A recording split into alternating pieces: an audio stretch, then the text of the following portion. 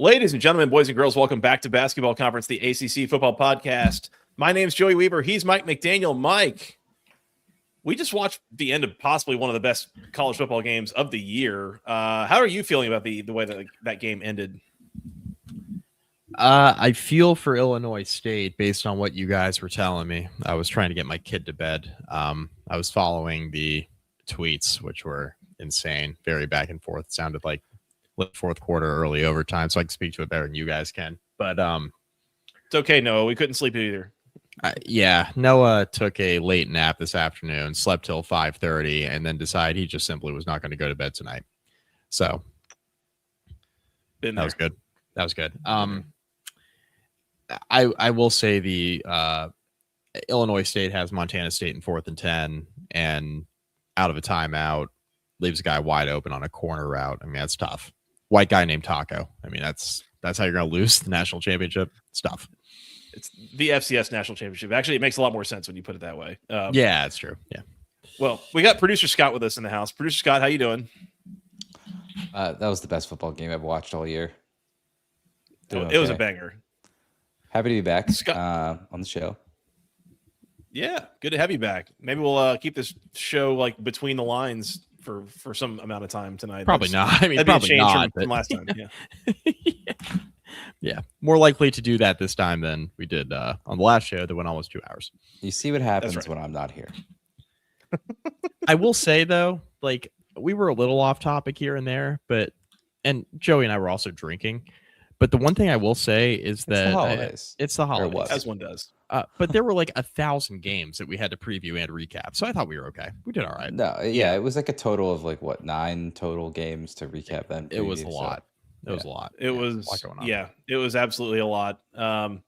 But here's the good news: is I went back this evening and listened back to our preview of the Cotton Bowl. Yep. I think we nailed it, Mike. I think we nailed it. We're going to get into that here in just a minute. For now, we are live, youtube.com/@the ACC Football Podcast. It is a couple minutes after 11 o'clock on the East Coast. It is Monday, January the 5th. We are a little under 72 hours away from a semifinal game that the ACC has to be concerned with for the first time in several years. So we are looking forward to that. We are going to recap the Cotton Bowl. We're going to preview the Fiesta Bowl. We got a few more bowl games to recap, and otherwise we'll see where the night takes us. Probably not very far since we have supervision tonight. So shout out to Justin Lamson, FCS national champion. One thing I will say, producer Scott made the mention before we logged on here that there was a schematic change from Illinois State in the second half on defense, that they were just basically running 0 blitzes the entire second half. With that being the case, blitzes, they were just bringing pressure like instead of just like laying back and like only rushing 4, they were bringing pressure more. But even if so, that was a perfect route, I think, to run, because I think that was a 0 blitz on the last play that they ran there on 4th and 10. And he just broke completely wide open towards the left pylon, and they hit him. So well done. Man, he's so excited. Nuke jacket, RIP to Joey's Santa hat. Yeah, that one is probably no good anymore, trying to fit that on my head. So we'll probably find a new one for next year. Head? What? Tight on the waistband. I don't know how many size 7 7/8 Santa hats they make, but we'll find out here in about 11 months. The one thing we can say about that Santa hat is that it tried really hard to provide ample protection. That's the one thing we can say about it.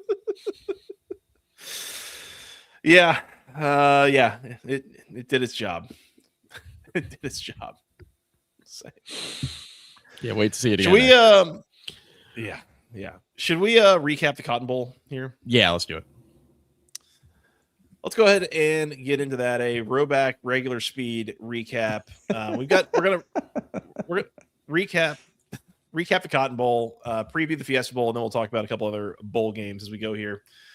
So let's jump in. It is the quarterfinal of the college football playoff at the Cotton Bowl, the Goodyear Cotton Bowl Classic, presented by Goodyear, or whatever the hell corporate branding they had going on. It is the number 10 Miami Hurricanes 24, the number 2 Ohio State Buckeyes 14. What a night for Miami and for that defense, especially the show that they put on. They had Ohio State and Julian Sayin especially just uncomfortable, out of sorts from the jump. I felt like you had the enormous pick six from Keontae Scott there in the second quarter to make it a 2-score game that I felt like really set the tone, and it dug Ohio State a hole that was going to be incredibly difficult to dig out of, given the way that this Miami defense was playing and the way that they were owning the game in the trenches. I thought on both sides, really. I don't have enough good things to say about Miami in this game. They played their game, and it wasn't like they scored on every drive, but they didn't have to. The way that this game played out, they sustained drives. They avoided the big mistakes. They made this is a field position kind of situation. The defense gave you another full 60 minutes the way that they did against Texas A&M there a couple weeks ago. Really, really, really impressed with Miami in this game. It just full stop. Yeah, the defense tells the story of the entire game. Stopped the run, dominated the line of scrimmage. I think that was the one thing about this game, right? It was like, if Miami can hang up front, this is going to be a game that they can definitely play in. And I think that was kind of the question, is like, Ohio State's offense has been pretty good all year. Julian Sain's been really accurate all year. Like, can you win up front, get some pressure on him, stop the run, et cetera, et cetera, et cetera? They stopped the run. Ohio State, it's not like the best running back room they've had in recent memory, but it's like good enough, and they slowed it down pretty considerably. Bo Jackson had 55 yards rushing, and one of them went for 18 yards. I mean, they really slowed the run down, which allowed them to dial up some pressure on Julian Sayin. It was just really impressive performance by a defense. Keontae Scott's interception, the way he read that bubble screen and jumped it, and Sayin wasn't even expecting him. I mean, that was just a high IQ football play is all that was. I mean, he jumps the screen and takes it to the house. And it was pretty clear at that point in time that this was going to be a low scoring game unless like all hell broke loose in the second half. That seemed early on like a pretty decisive score, you know? It felt like Ohio State was going to have to play pretty perfectly from there on out with the way Miami's defense had looked to that point in the game.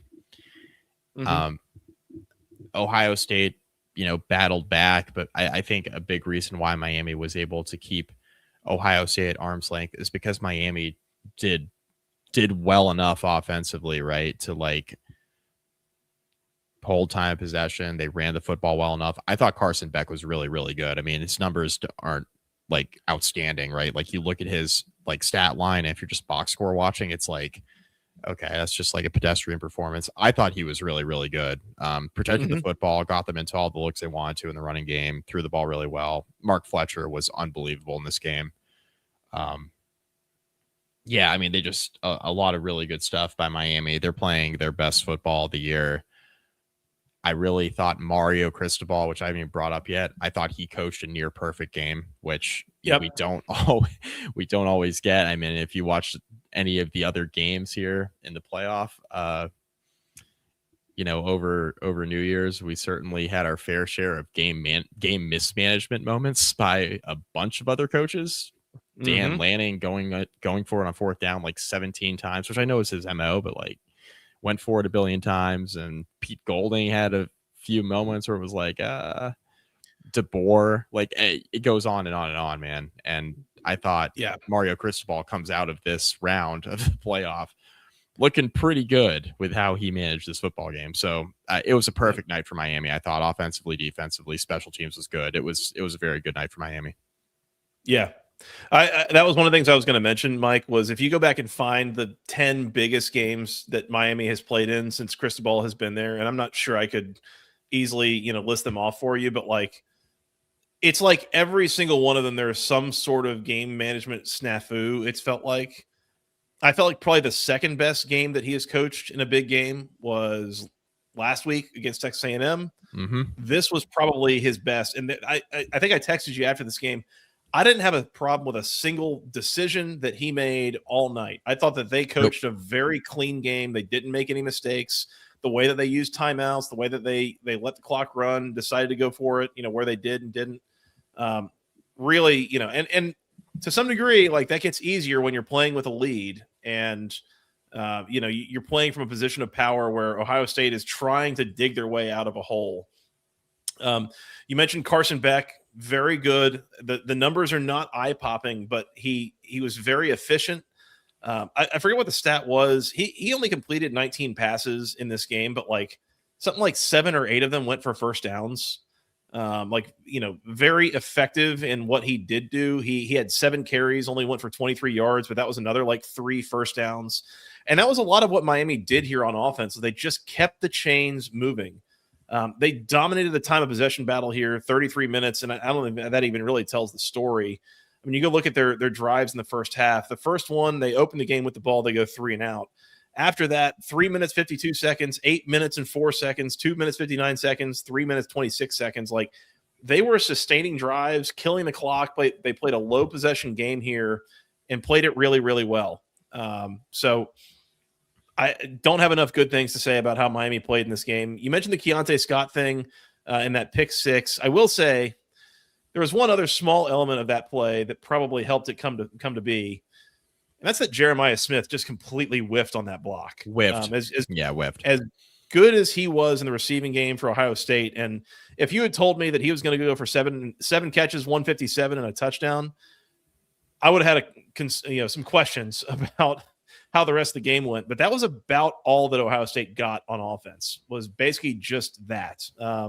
Everyone else was having a hard time with any level of consistency. Julian Sayin looked absolutely rattled for most of the first half until basically their final drive before halftime, which they missed a field goal, so it didn't amount to anything anyways. Again, Ohio State, they were not ready for the moment here. They were not able to handle Miami in the trenches, really on either side. As you mentioned, Mark Fletcher comes up short of 100 yards, but man, the 90 yards that he got, it sure seemed like Ohio State was having a hell of a time slowing him down. That was a little bit of a sledgehammer running back situation that over 4 quarters just wears down on a defense. Miami's offensive line, I thought, was incredible here, and they got the yards they needed when they needed them. Again, I don't have enough good things to say about Miami. They were awesome here. We are living in a world, and I know the Sugar Bowl was crazy, like Ole Miss winning the way they did against Georgia. That game was nuts. We're living in a world here where I think Miami might be playing for a national title. We'll get to that, but yeah, I mean, they've been underdogs in 2 games so far, and they're favored in the next one. Yep. So, yep. I think they should be favored in the next one, by the way. Yeah, I think so. I think that's probably right. I honestly have a weird time handicapping that game, and we'll probably get into why and talk about why. There's a lot of stuff going on in and around that matchup. But again, we'll get to that in a minute. Could it be around the Ole Miss side, perhaps? It's mostly around the Ole Miss side, yes. It's pretty much all around the Ole Miss side. One other thing I will say, Miami gets to Julian Sayin 5 times they sacked him in this game. And this is another stat that I thought was really telling.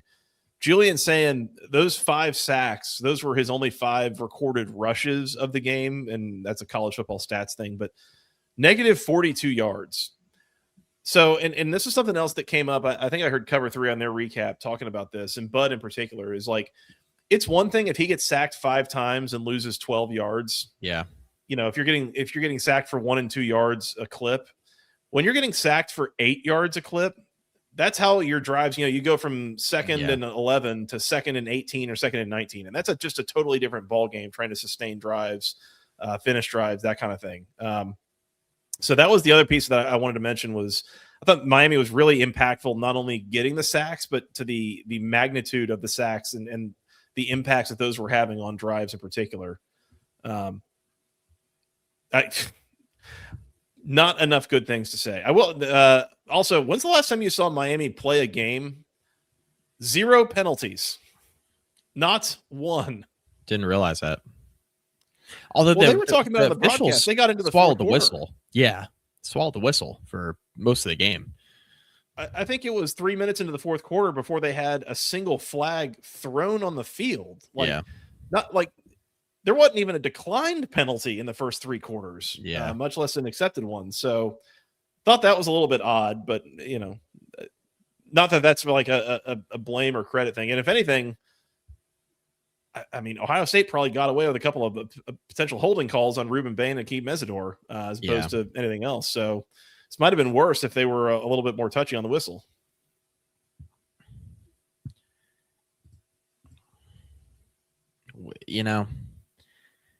We had talked about Miami going into this game a couple podcasts ago now. We're like, oh, anything under 10. You and I both said anything under 10. Oh, I kind of like Ohio State there. Mm-hmm. And then we sat on it for a while. And then, buddy, on that preview, like you mentioned, we nailed it. Like, not to toot our own horn, but we're wrong a lot. And the way this game played out, we were right about this one when push came to shove and it was time for us to actually pick the game. The only thing that Joey and I didn't get correct is we thought Ohio State would still win the game close. That's right. But this played out how we thought in terms of like what needed to happen in order for Miami to win the game. I just thought it was almost more impressive, right? In that you get that pick six and that's how you get the separation. This could have easily been a field goal game with how it was looking early on. And it felt like the dam broke a little bit. And that was the level of separation Miami needed to win the game. And even though it was early, it was in the first half, all that stuff, but like going up 14 there, it felt like everything was going to be difficult for Ohio State all night, even though they do have Jeremiah Smith, even though Jeremiah Smith played outstanding, like short of missing the block on the pick six, which was obviously the most important play of the game, I think. Yeah. Incredible. That was my other big thought here, Mike, to your point is the game script piece of this, because I feel like it's easy to lose sight of the fact that as Ohio State's chasing this the whole game, and they get it to a 3-point game late in the fourth quarter. Miami gets the ball back with about 6 minutes left, a little under, and it's a 17-14 lead. We realized that only 10 of those points were scored on offense.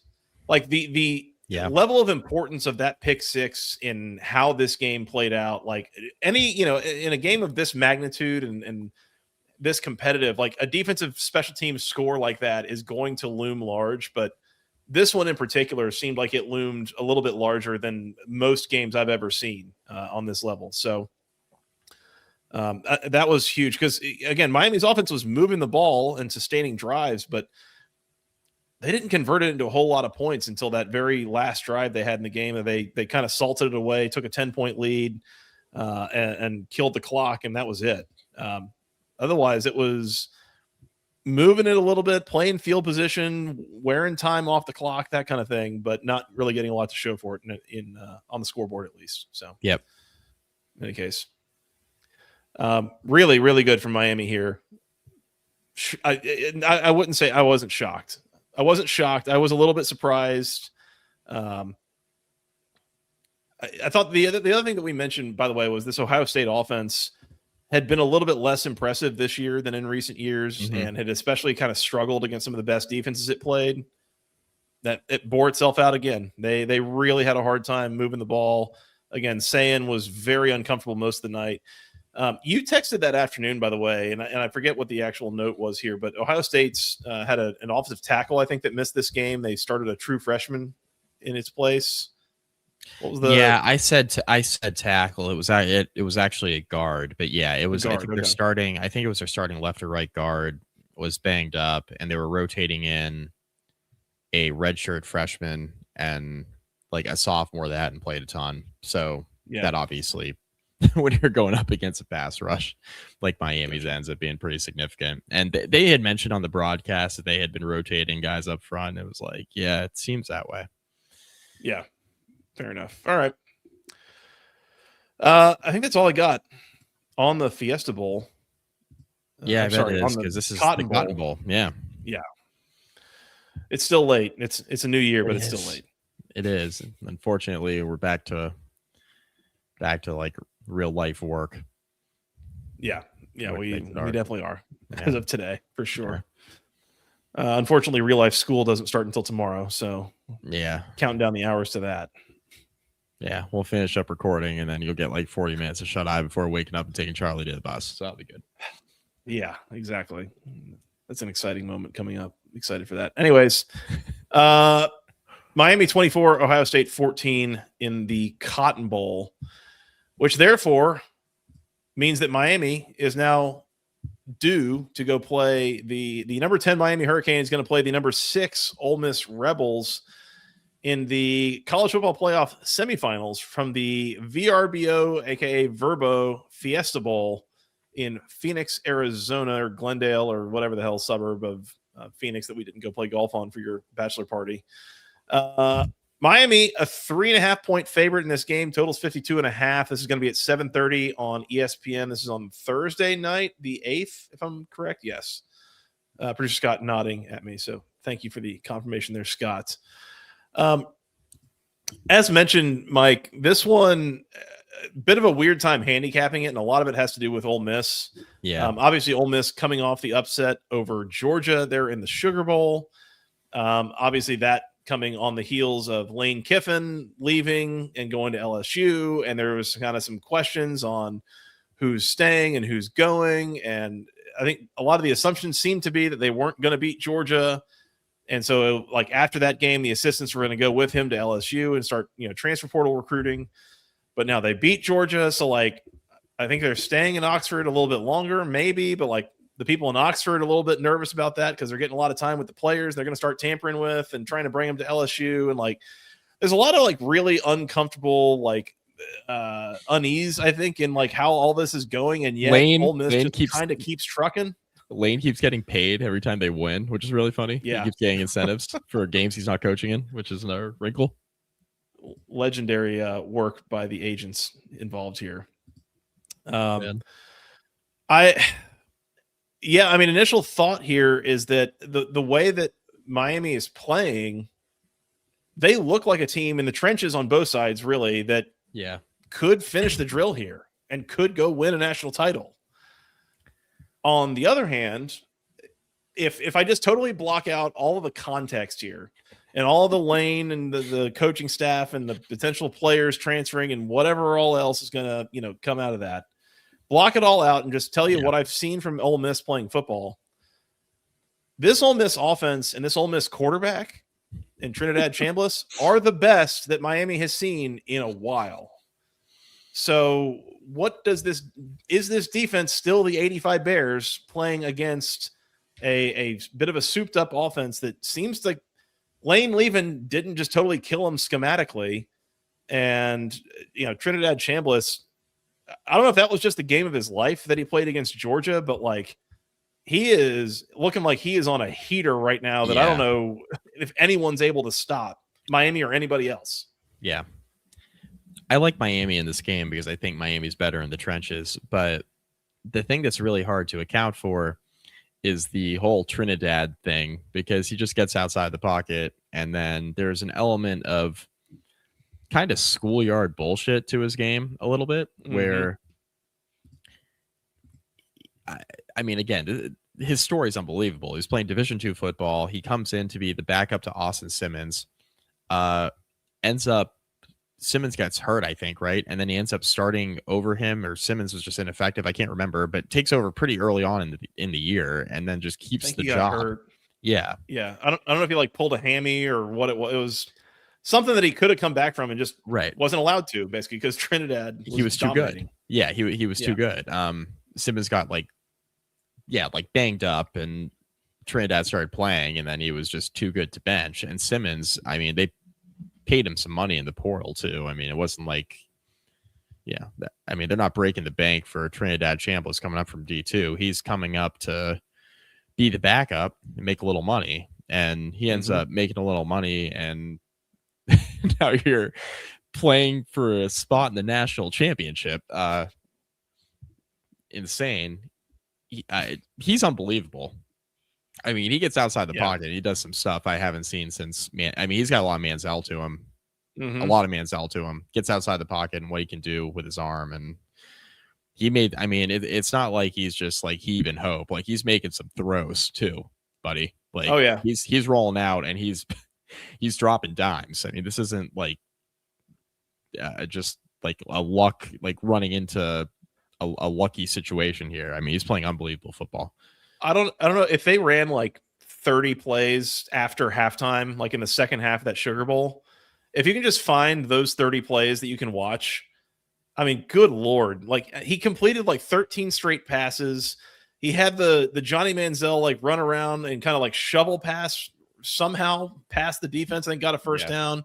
He had the run around, found a running back and converted a first down, extended the drive. Like he had, it was like what he's like unconscious in the second half of that game, the way that he was just seeing the Matrix. It was incredible.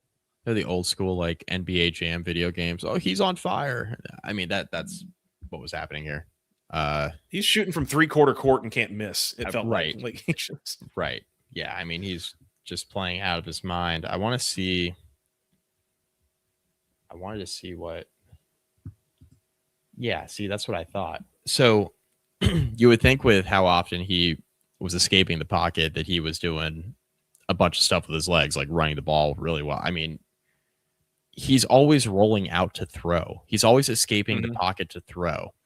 Whereas when he extends plays, whereas the opposing quarterback in this game, Gunnar Stockton, he bailed. We were texting about this. We were talking in the Discord actually about this. He was escaping clean pockets the entire night. I'm like, what are you doing? Like, and Ole Miss's defense, I thought played getting his shit rocked. I mean, thought he was gonna die out there, getting rocked. And like, I thought Ole Miss's defense isn't phenomenal. Like, it's fine, right? They made a lot of really good plays in this particular game, but like Stockton escaping the pocket, like the pass rush wasn't that good that you had to like duck down. But he does that in every game he plays. I feel like it just felt like it was happening more often in this Sugar Bowl than it needed to, where he wasn't even really getting to his second read in his progression. He was just doing, okay, if my one guy I think I want to throw to is covered, I'm just going to duck down and run. It just silly. But yeah, I mean, Chambliss escapes the throw, and I think that's one element in this game. If you're Miami, you can't or if you're backing Miami here, you can't really totally account for. Now, I think Miami's secondary is really good. I think Miami's secondary is probably better than Georgia's, so I think that probably helps you. I do like the pass rush for Miami in this game a lot. I just think they're going to have more trouble keeping Trinidad in the pocket, obviously, than they did with Julian Sand, who he's a statue, right? He's not a runner, and he's not the athlete that Chambliss is.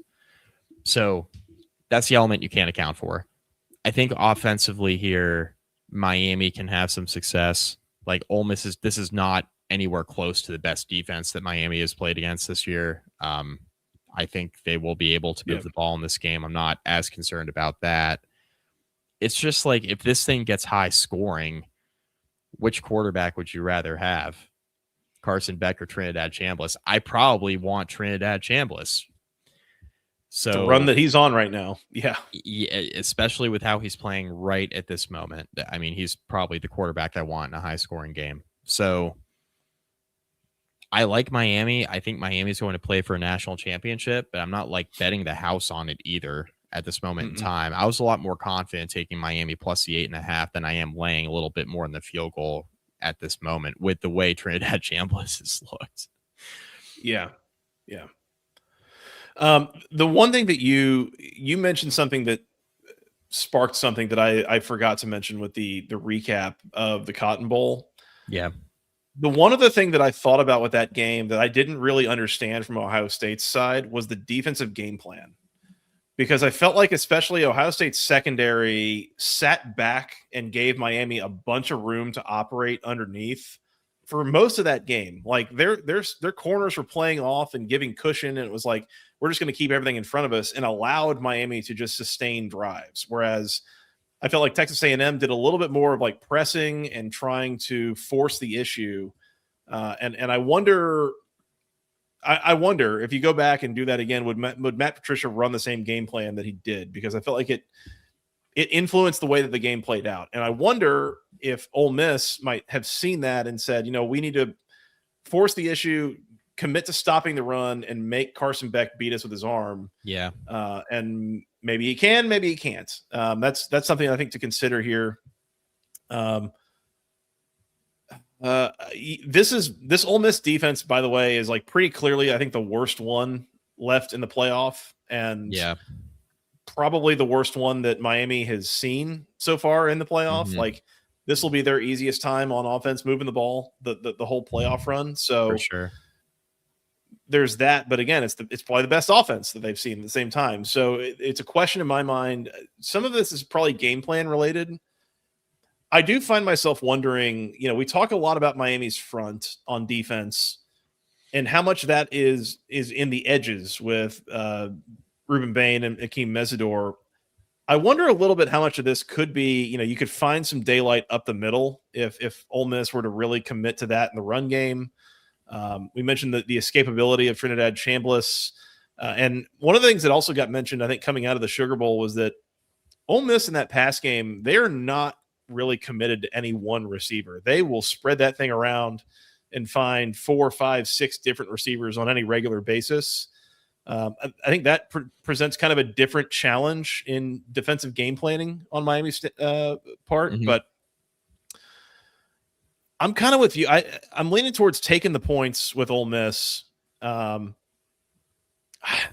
have a hard time picking against Miami right now, but at the same time, this feels like this could be a close game, a bit of a coin toss, 50-50. Like, if you're giving me more than a field goal with one of these teams, I'm just going to take it. That's where I'm leaning, is a close game. There could be, again, some late game stuff that comes up that results in a closer margin. I certainly don't want to lock anything up here. The total's 52.5. If anything, maybe I lean a little bit over. I could see this getting a little bit pointsy, even with the quality of the defense. But I guess the way that I would sum this up is that Miami's offense on Ole Miss's defense is like relatively speaking, for the playoff. The Ole Miss offense on the Miami defense is good on good. It is probably two of the best units left in this tournament. And, kind of up to you on who you think is going to win. Some people would say in this day and age of football, good offense beats good defense. But we'll see if that plays out in this game. I don't know. Give me the points, 3.5 with Ole Miss. I can't be on an ACC podcast saying that I think Miami loses this game. So I guess Canes win close. I'm going to lay them with Miami. I think out of like the range of outcomes, the one that would surprise me the most is Ole Miss winning by multiple scores. I think that's the one that would surprise me the most. The reason why is because I don't think Ole Miss's defense, like, I'm coming out of the Sugar Bowl thinking that Ole Miss's defense played pretty much as well as it could against the teams left in the playoff. They still gave up 34 points. Now, I think Miami's offense is better than Georgia's. Like, Georgia, if they can't run the ball, they have a lot of trouble throwing it. I think the game plan is going to be to try to slow down Mark Fletcher and Shamar Brown and try to get Carson Beck to beat you with his arm, but he's been taking really good care of the football. I mean, you could say maybe we're due for a bad Carson Beck game, but like, we don't get those very often. Like, we've gotten them a couple times this year, and it's like resulted in the surprising Miami losses. He's playing well on the big stage. He tends to do that. Like, he's played well in some big spots at Georgia too. Like, I don't know that we're necessarily getting like a really, really bad Carson Beck game here. Not against this defense. I think it would have probably happened already against A&M or Ohio State, and it just simply hasn't. So That's why I think it would just be really surprising if Miami lost this game by multiple scores. Now, I mean, anything's with the way Chambliss is playing, like anything's possible. Like they're could they pop a couple? Absolutely. I think they will. Like, will they get a couple big plays in this game for sure? But I don't know. I think Ole Miss might have some trouble blocking Miami's defensive line, which I think is better than Georgia's defensive line. Georgia's defense is just kind of they've been okay this year, but they haven't been the Georgia defenses. Some of the Georgia defenses we see under Kirby Smart. So yeah, that's how I feel. I'm gonna lean Miami minus 3.5, and I think Canes win by less than a touchdown. I think it'll be very competitive. I lean over. Like if I'm betting anything in this game, probably over 52.5. But Producers pick of the week, over 52.5. Yeah. Attaboy. Yeah. By the way, we mentioned this in the Cotton Bowl preview. Talk about some of these thin margin games and things that can make the difference. Yep. This is the part where I'm not going to talk about the coaching matchup because, I mean, we've got Mario Cristobal and his history, which you've got a ways to go before you beat the Chargers on that, sir. Number one. Number two, you got Pete Golding in game number 3 as a head coach, and I just don't even know what that's going to look like. But the margin that I will talk about here, Ole Miss's kicker, Lucas Carniero, ridiculous. Yeah, he's good. Like that dude opened the Sugar Bowl hitting back-to-back kicks from 55 plus. Like a weapon like that, and Miami's kicking situation has been good, but it's not like absurd at the level that Ole Miss's might be. So something else to keep an eye on. I could easily see this being something like Miami 28-27. Either of these teams winning 28-27, something like that. I'm gonna lean over with you as well. I'm not gonna lock it up, but I like the over here as well. I think. I will echo the one thing that you said too here, Mike. I really couldn't see Ole Miss winning this game by more than like 10 points without Carson Beck or a +2 turnover margin kind of situation. Really don't think that they can blow Miami out here without a lot of help. So I think this is at least a close competitive game. Wouldn't rule out Miami blowing out Ole Miss if they can create a couple turnovers, get out to a big lead, and then just pin their ears back on defense and make Trinidad's life hell in the second half. That's in the cards for this game for a way it could play out. Miami going from, are they even going to be in the playoff to playing for a national championship would be quite the come up. What would be the, we've got the Miami Notre Dame thing is, Catholics versus convicts. Yeah. We got to workshop a name for a potential Miami, Indiana national championship game. Potential there. I have a couple ideas that I probably shouldn't say. Yeah, we'll workshop that offline. Maybe in the Discord. Come join us there. I'm going to shoot you guys a text right now. I got an idea. Oh, gosh. Yeah, if you're not in the Discord with us, by the way, come join it. Link in the description. We've been having a lot of fun there, watching the games and so forth. I was somewhere along the same lines in my head. Okay, good. Very good. Along the same lines. That's all I got on the Fiesta Bowl. Give me Miami to win close against Ole Miss. I think Ole Miss covers the 3.5, and I got the over 52.5. I would love for it to be another banger because that Sugar Bowl was, after what we were served up earlier in that day, and now the Cotton Bowl was good. Like the Miami Ohio State game was good on Wednesday night, but the games Thursday leading up to that Sugar Bowl were pretty lame. Like Indiana smoking Bama in the Rose and Oregon just sitting on Texas Tech in the Orange Bowl. We deserved that Sugar Bowl on Thursday night. Yeah. That was great game. So it was really fun, especially when Georgia loses. I mean, yeah. I mean, that was an added bonus. We were 2 for 4 there on the quarterfinal games in terms of quality, so we'll take that. Yeah, that's fine. Mike, you had Miami minus 3.5, over 52.5 as well, and producer's pick of the week over 52.5 in this game. Should be a fun one. As mentioned, join us in the Discord in the game day chat channel as we will be watching along with this game. I don't think there will be any like live watch along stuff that goes on our end, but if there's one more ACC game this year, maybe there will be. Who's to say? I mean, I'm truthfully a little surprised we're still previewing ACC games in the middle of January, or I guess this is early January, but it would be a middle of January if we get Natty. Yeah. I mean, I guess there was a couple that Clemson played in that were later than this in January, but that was usually like semifinals on New Year's Eve or something like that. And it was around this time they would have been previewing a national title game. So in any case, all right. Well, come let us know in the Discord what you think is going to happen. Again, told you what we think is going to happen. Anything else before we move on?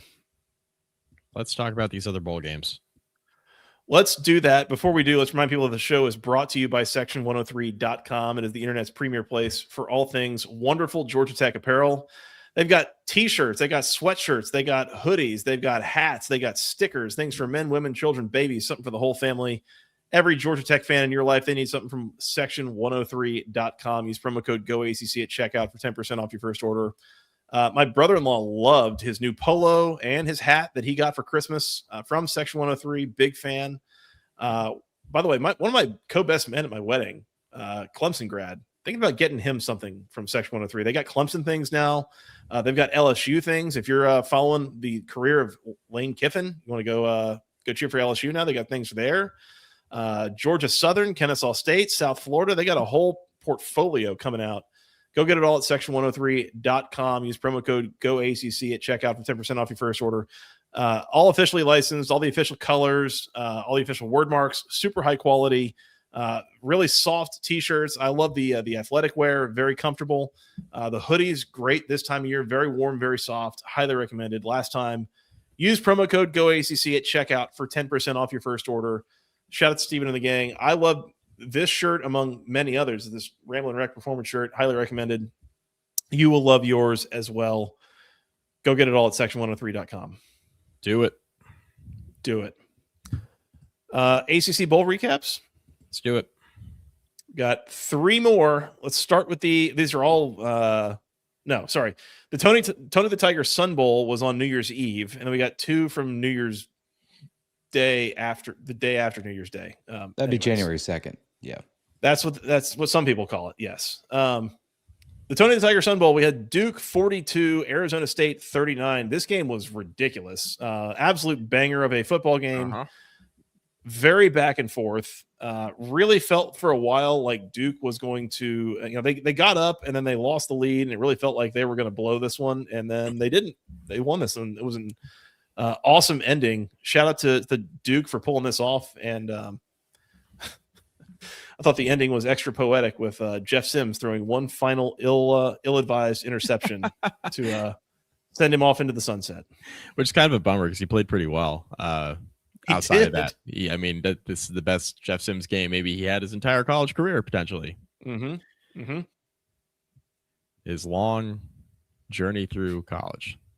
Storied career. Yeah. Career. I think he's going on 38, maybe 39 years old now, but finally done with his college career. No, is that honestly, look, Georgia Tech fans feel a certain way about Jeff Sims. If I'm being honest, seems like a good kid. I actually think he has a Georgia Tech degree on his wall. I think he came back last summer or something and finished his classes, right? Did his best, physically gifted, didn't really have it from a composure and ability to process standpoint for the longest time. But clearly Kenny Dillingham figured something out with him at Arizona State, and he kept them afloat late this year, and probably some of the best football that he's played in college at Arizona State. So congrats to him on a good career, and congrats to Duke on winning this game. Darian Mensah was a lot of fun and really good. Nate Shepard had a big day. Very back and forth football game. Not a lot of defense to be played, and very, very fun watch. Good TV show. Good show, Duke. Way to go, Duke. Both teams, Duke over 500 yards, Arizona State over 600 yards. Honestly, you could probably say the difference here was Arizona State 3 turnovers, Duke only had 1, and that's a 3-point Duke win. So shout out to the Blue Devils. They got it done. Really good TV show. One of the more entertaining bowl games. There have been a few good Very ones, but entertaining. this was good. This one flew under the radar because of the time of day. Well, and this was being played at the same time as Texas and Michigan in the Citrus Bowl, basically. I Which was think way this game more ended. boring. Was it? I mean, that was also a fun game. I was thought, fine. and It was especially fine. in the fourth quarter. Yeah. That was one. I feel like a lot of these. I don't remember this many games, Mike, in the last few years where like I don't know that I watched any of them and thought, oh, that team didn't really care. Like Agreed. I feel like most of the bowl games I watched this year, it's like everyone was given a good effort and looked like they wanted to be there. And there were a couple of them that weren't close, but that wasn't like an effort, want to issue. That was just mismatches or whatever. Like this is a really good bowl season, if I'm being honest. Yeah, the bowl games around New Year's, especially, like a lot of these teams had guys who were playing. Like a lot of starters played. I mean, Vandy, Iowa on New Year's Eve. Pretty much everybody played. Yeah. We nailed our lock on that game, by the way. Yeah, what was that? Under, right? We have over 45.5, I think. Oh yeah, I mean that was over at half, wasn't it? No, it was 14-3 at halftime, and it looked like it was over. And then they put up 44 points in the second half and went over. A very high scoring third quarter. Yes. Yeah. Got pointsy. Yeah, but a lot of the stars played in that game. And obviously Levitt opted out for Arizona State, but yeah. I mean, a lot of regulars played this game for the Sun Devils. A lot of regulars played for Duke. It was it's good. Do you think that might be the people writing these NIL contracts, like writing it in there? Yeah. That's what I was thinking. I think so. Which I actually kind of appreciate. Like, if you're gonna pay him, like you gotta play all the games. Like, yeah, I agree. Yeah. Yep. Like, short of you're not injured, like. Yeah. I forget if we talked about it on here. I think I mentioned it in the Discord, but there was an episode of the College Football Inquirer with Andy Staples, Stephen Godfrey, and Ross Dellinger from about a month ago, somewhere in mid-December, where Stephen Godfrey decided, I'm going to quote unquote fix bowl season. And there was a little bit of discussion kind of interspersed, but like it was a solid 15 minutes of him laying out like 9 or 10 pillars of things that he would do differently. And it's not, none of it's like crazy impossible to implement. It would be kind of a radical change of sorts, but it's not impossible. And it was fascinating. But certainly one of the pieces was pay the players, like incentivize them to play and not to opt out. So, and a lot of other things that he got into. Highly recommend giving that a listen if you haven't already. But yeah, this was. I think that's probably a lot of it is already that there is some NIL implications or payroll implications from these schools, from these collectives on bowl games. So I think that's a positive change. I'll give you that for full stop. Anything that gets meaningful players in these games that are not playoff games. Yeah. We can go back to enjoying bowls. Well, I can't get the image out of my head from the Citrus Bowl. It's the fourth quarter and Arch Manning. Dude, the touchdown run? Yeah, well, the touchdown run, and he's over there yelling at his teammates saying, I want more. And like this guy's like out for blood for the Citrus Bowl in the game that they have the lead in. It's like, man, this matters. Like, all right, it makes it for good TV. Like that's, I guess that's what it's all about this time of year. But anyway, they were, did you see the post-game press conference with Arch by chance? No, I didn't. So they were asking him about, I think Peyton had played in 2 or 3 Citrus Bowls and had some sort of, I can't remember the exact what it was, but it was like some sort of record. in the Citrus Bowl, and they had like jokingly asked Arch about that, and he gave like a very professional answer. Like at first, he was like, "Yeah, really enjoyed my time at the Citrus Bowl. Like hospitality was incredible."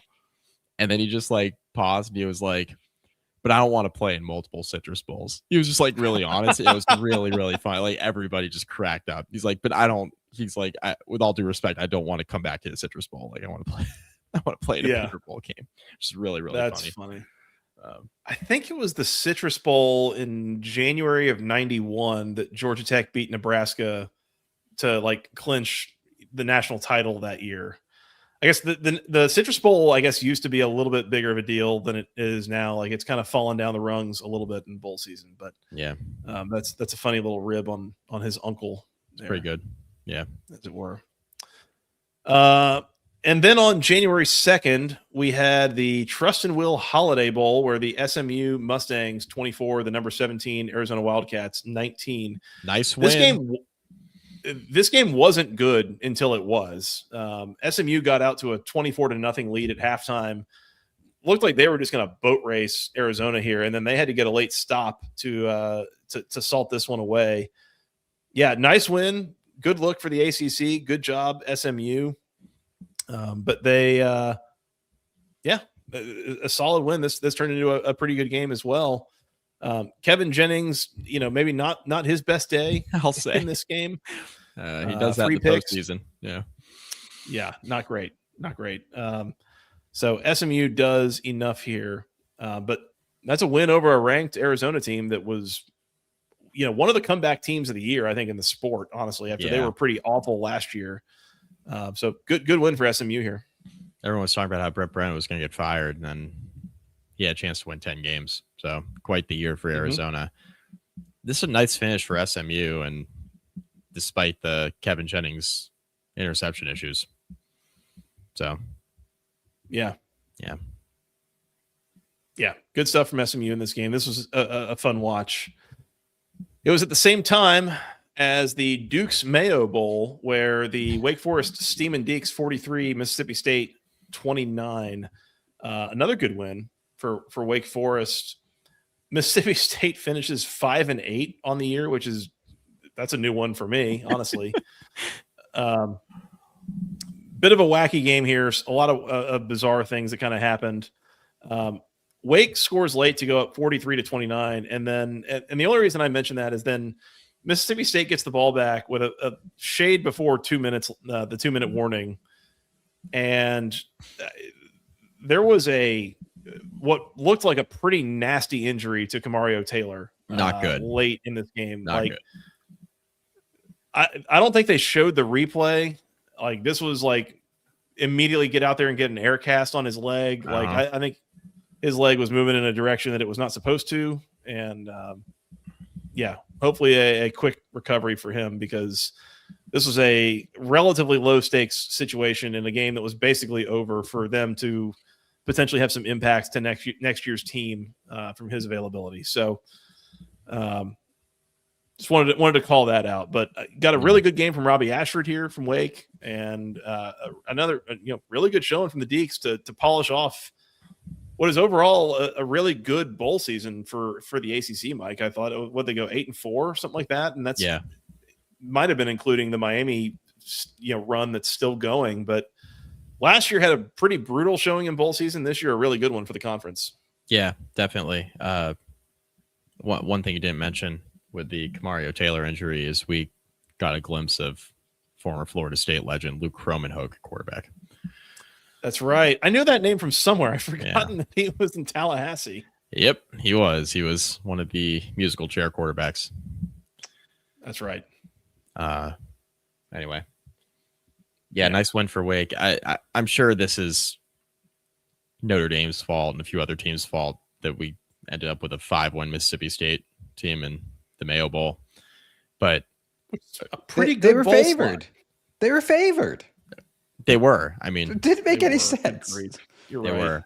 They were. And Joey laid him with Wake, and he was right. And I told him he was going against his principle, which I stand behind that. But it was a good call out. You're right that I was. Made me rethink it. I mean, it's just it's a principle thing, right? I mean, I'm not, no harm, no foul. We're all wrong with our picks. I'm wrong. I've been wrong plenty this year. God knows. Mm-hmm. Mm-hmm. I can tell you how many times. That's okay. Thanks, Scott. I think we're good here. For those wondering, Nobody it's needs 27 losses on locks and 25 losses on sickos. But just But who's counting? But who's counting? Scott was. Yeah, Scott Me. was, in fact. It's not like mine's any better. rough year at the window as a trio. We had to calculate Rangers late in the year. Sorry, we had to calculate late in the year. The Scott, what'd you say? You had to win like 7-6. The 1 week you started firing on every single game because you had the to final go week of the year. I had to go 9 out of 12 to get to 500. Yeah, I actually didn't do too bad. I didn't. went 6-6. I think you didn't. Yeah, you didn't do bad. The Sickos picks were particularly good to me, if memory serves, but don't have to point that out. We don't have to get too far into that. No, we're okay. Again, we need a sicko meter next year. Like, how sick is this pick? Yeah. Yeah. Plus bonus points. That's right. That's right. Did want to call this out from Rangers King. Could write a long diss about Rhett's comedy of errors in the second half in that in the Holiday Bowl there. This is a good point. And what I will say is that Kevin Jennings, 3 interceptions, all 3 of those after halftime. Mm-hmm. There was only one drive after halftime where SMU really got anything going at all, got a first down basically. And that ended in an interception. So they really opened the door for Arizona to get back into the game. And thankfully their defense came up with just enough stops. But yeah, after a really good first half on offense, they got basically nothing on offense in the second half. And I was back and forth between that and the Mayo Bowl and trying to, I don't know, pick up dinner. And so I didn't watch that with a magnifying glass, if I'm being honest. But, it's good to get out to a lead and still win the game there for SMU. Yep. Anything else? ACC bowl season. Oh boy, I don't care. I'm Sickos. You thought you could run from it. Can't. You can run, but you cannot hide. Can't hide from the sickos. Sickos picks of the week. Last week. Go ahead, Joey. Let's say last week, nobody's asking, but I went 2-1. Navy, Cincy under 54.5. Iowa, Vandy over 45.5. Those were wins. And Montana State minus 10.5. They got it done on the field, but just by the hair of their chins, that didn't come in. 21-13 on the year. Scott, Utah minus 14.5 against Nebraska. Yep. Texas minus 7 against Michigan. Yep. And Montana State minus 10.5. Also, nope. 15-22 on the year for our beloved producer. And then Mike, Navy minus 7.5. Yep. Rice plus 14.5. Nope. And Montana State minus 10.5. Nope. 23-25 on the year on Sickos picks of the week. Perfect. Now, some of you may be wondering. I am. What are you going to pick? I am. I'm wondering. And I'm wondering where we're drawing lines here. Can I leave it off? Can I lead it off just for fun? Because I really think I wanted to keep the segment alive because the season's still going, but there's so many things not to pick from college football. So we're going to go outside of college football and get a little sick with it this week. Hell yeah, we are. All right. So, but for the one and only college football pick of my 4, I was scouring the 2 games and I was like, what do I want to pick? Oregon to win the game by 1 to 6 points. Was catching plus 340. Okay. So Oregon to win by 1 to 6 points plus 340. All right. Exact results. Hell yeah. That's a new one for the Sickos. I don't know. It's just like, where's the juice? There's the juice. I was like, if they're going to win, it's probably going to be close. So give me that. Oregon by 1 to 6 plus 340. All it took was us starting to run out of games to bring out the exact score total, the exact margins. Yep. We're gonna step on outside of semi-professional football to the National Football League wildcard weekend. Give me the Carolina Panthers plus 10.5 at home versus the Los Angeles Rams no team should be 10.5-point dogs as a home team in the playoffs. They already beat the Rams once this year. You really think the Rams, with all their injuries, are going to blow them out by 10.5 on the road? I don't think so. And also the Panthers. I don't know if there's NFL fans out there. The Panthers have been doing this. Panthers have been doing this thing where they win, they lose, they win, they lose. They lost last week to the Tampa Bay Buccaneers, so they're going to be on fire this week. Give me Carolina plus 10.5 at home versus the Rams. We're going to fast forward to Monday night. Texans Steelers over there in the Steel City. Texans defense is really strong. Steelers struggle to score. I don't think DK Metcalf. Well, maybe his suspension's over. That doesn't matter. Give me under 39.5. Yeah, good pick. In the Texans Steelers game. Good pick. And then as an ode to the name of the podcast, Basketball Conference, ACC, NC State is playing Boston College, I believe, tomorrow night up in Chestnut Hill.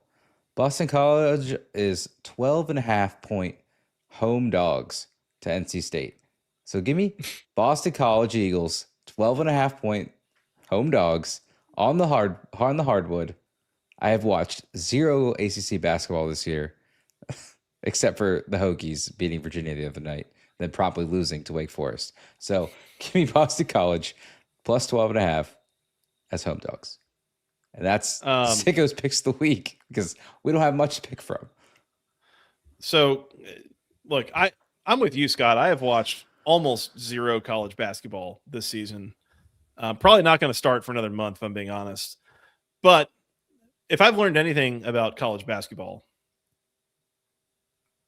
you're allowed to bet on Boston College, but you shouldn't. That's the one thing I know about college basketball. It's not always a pretty scene in Chestnut Hill on the hardwood. That seems like somebody who's spoken from experience. I've just watched a lot of Wednesday morning ACC tournament games. Yeah, where my team has gotten into dogfights late against Boston College. For whatever reason, it's always those two teams. Yeah. Oh, good. It's a Wednesday morning matinee to kick off the ACC tournament. Spectacular. Yeah. We're playing full house in Greenville, South Carolina. Yeah. This is an ode to a pick I made earlier this year. I have only one Sickos pick this week. It's also coming on the hardwood. Pause. Lindenwood. Everybody remember Lindenwood? No. Oh, no. No. Anybody? The Lindenwoods? I remember the fighting Lindenwoods. They're traveling. Pause. They're traveling to a school called SIU Edwardsville. Give me over 142.5 in that basketball game. There you go. What was Get it? out. 142.5? Yep. And for those keeping score at home, that's for Tuesday night, January 6th. Happy anniversary, by the way, to all who observe. Jeez Louise. Happy holidays. Is that Something like that. Yeah. yeah. You've been watching a lot of Lindenwood basketball here this year, Mike? I have not. I don't even know what SIU Edwardsville is, or where that's located.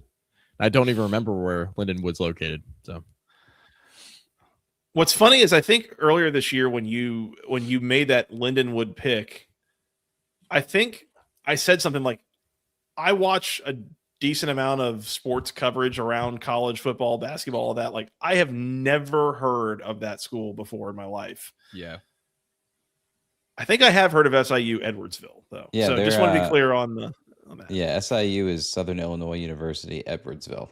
Got it. So that's where it is, Mike. Edwardsville. CU. Pretty decent student Midwest population, 12,000 students. That's more than I would expect. There you go. Give me Indiana, Oregon under 46.5 in the Peach Bowl. Mm-hmm. That's not that sick, but I could see that being. What was that when they played in Eugene this year? Was it like 20 to 13 or something 20. like that? Yeah. 30 to 20. 30 to 20. Yeah. Okay, so it got there, but I think there was like a late touchdown that maybe put it past that number. I think it was at 43, maybe before that. Either way, I'm sure I'll be right this time.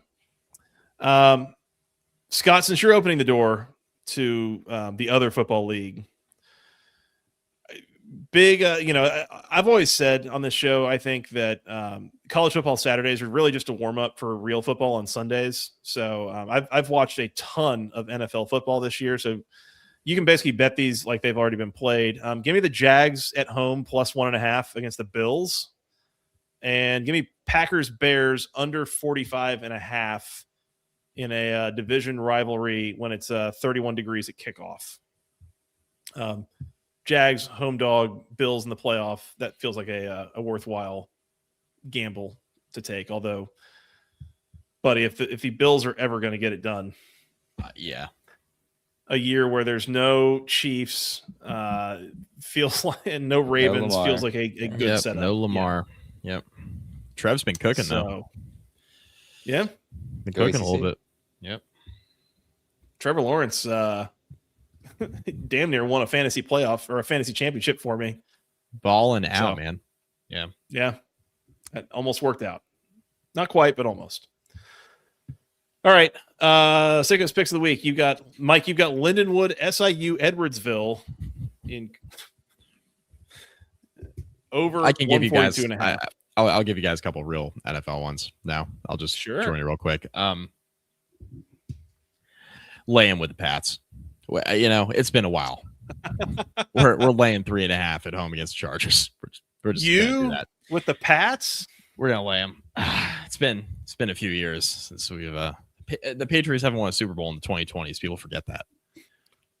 I love. I won the Super Bowl today. The Falcons got rid of Rich McKay, Raheem Morris, and Terry Fontenot in 24 hours. That's my Super Bowl, Mike. Just so you know. Congratulations. They were worried about potentially hiring Belichick because they would have to make another hire in 2 years if he broke the wins record and retired. Glad they could have been right about that, but also whatever. I also really like Texans Steelers under 39.5, and he has a good pick spot. So, double barrel. Yeah. Good pick. It sucks that the Texans are having to go on the road for that game, but probably rightfully a road favorite there. My Houston living brother-in-law, who's a massive Steelers fan.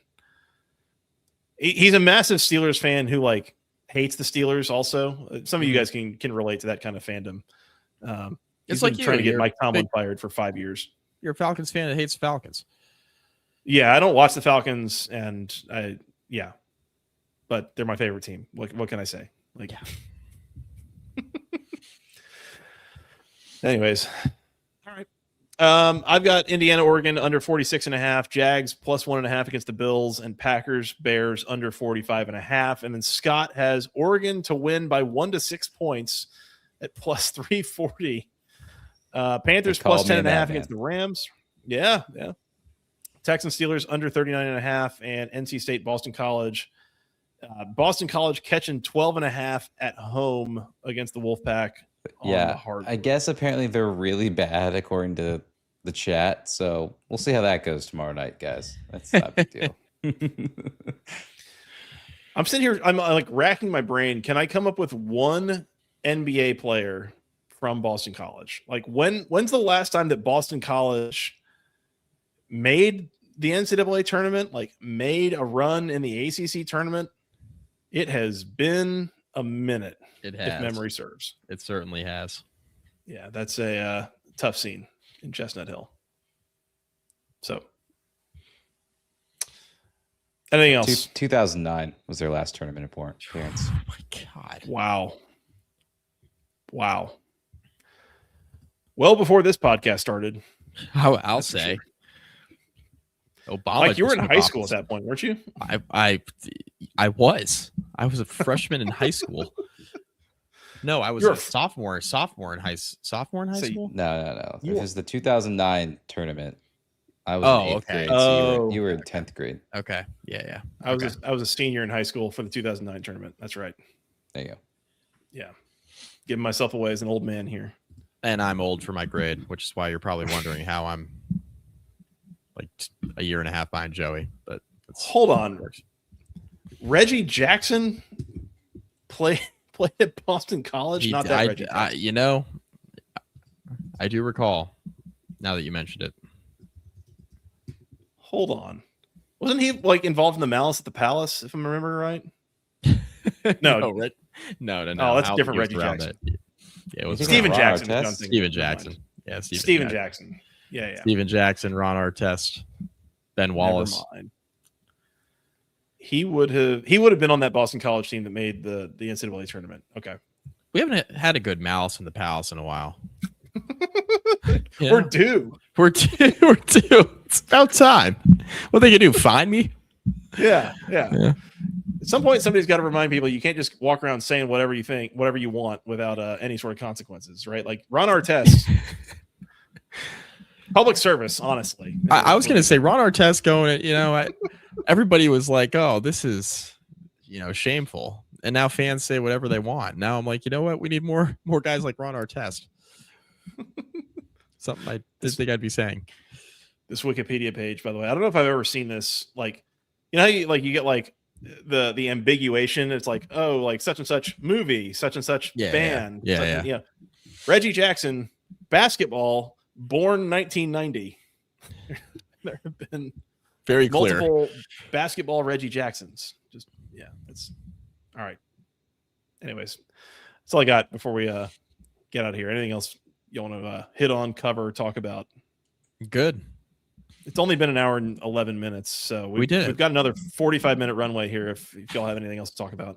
Yeah, Scott, anything you want us to hit on for next 35 or so minutes?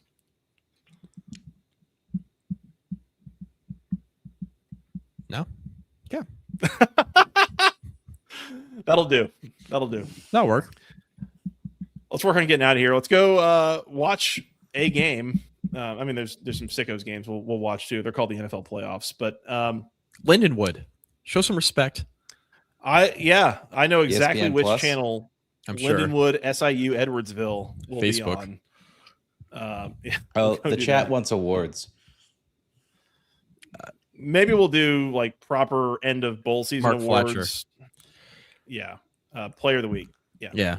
That can be next week's episode after this week because there's a gap between the final if there's season long awards. I like that idea. We could do that season too. long we awards. could do that too. You have submissions, go put them in the we've got a Go ACC Moment of the Week channel, submissions channel on the Discord. Go find it there. I can make link just in an the awards description channel too. Whatever. You could do that too. That's fine. We'll do some like postseason and/or season-long awards at some point soon. We can wear tuxedos. But you can. Okay. You're welcome to. I'll present the award. I don't have a tuxedo. So yeah. It's an excuse to buy one. This is the trophy. A used miniature Diet Coke can. Miniature? Yeah, it's small. It's not a normal size can. 7.5 fluid ounces. Couldn't be me, but anyways. Real Diet Coke drinker over here. Anyways, let's get out of here. We're going to go watch a game. We'll come back and recap it, and we'll see if there's a national title game to preview in our future. How's that sound? That'd be dope. All right. At FTRS Joey, at Mike McDaniel SI, together at BC Podcast, ACC on Twitter. Come find us on Discord. Link is in the description. It's been a really good group so far. We appreciate all the people joining. We'd love to have you come and join us there. The game day chat will be a great place to talk about the Fiesta Bowl as it is going on. So come join us there. We're on Apple, we're on Spotify, we're on Amazon, all those good places you go find your podcast. Go find us there in audio format. Once again, we're at youtube.com/@the-ACC Football Podcast. Please hit the subscribe button. Appreciate all the people that have been here in the chat with us tonight. It's been a really fun show. Appreciate the people staying up late with us here on a school night. Basketball Conference Podcast @gmail.com is the email address. Nailed it. Thank you. I think that's all I got. Anything else before we get out of here? No, I think we're all set. Y'all want to come back and recap the Fiesta Bowl and see what comes next? Let's do it. Might get a playoff game that. or title game. Sorry. It could happen. It might happen. It very well might happen. Could happen. Keep it tuned here. Keep it tuned here. All right. For that guy, Mr. Mike McDaniel, for Mr. Producer Scott, I'm Joey Weaver. Thank you guys so much for listening. We'll talk to you again very, very soon. Enjoy the Fiesta Bowl. Until next time, go Canes and go ACC.